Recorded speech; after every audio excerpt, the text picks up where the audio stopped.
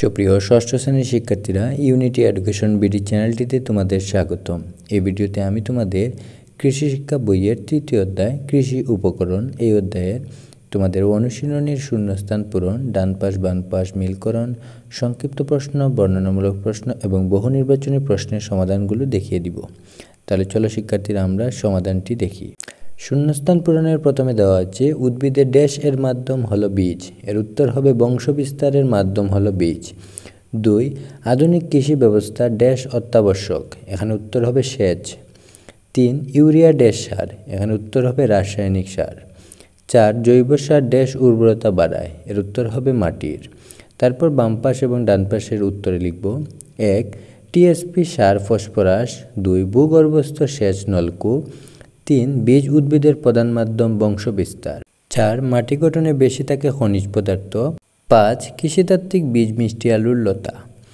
এরপর সংক্ষিপ্ত প্রশ্নের প্রথমে দেওয়া আছে বেলে মাটিতে কী কী ফসল চাষ করা যায়।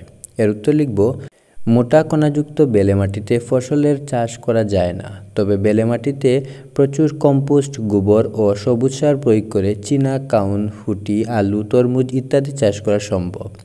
তারপর 2 নম্বর প্রশ্ন বীজের গুণাবলী কী কী। এর উত্তর লিখব বীজের গুণাবলী নিচে সংক্ষেপে তুলে ধরা হলো। 1. বীজ বিশুদ্ধতা বজায় থাকবে। 2. বীজের জাত বিশুদ্ধতা বজায় থাকবে। 3. বীজের গজানোর হার কমপক্ষে 70 থেকে 80% হবে। 4. বীজ তেজস্বী হবে।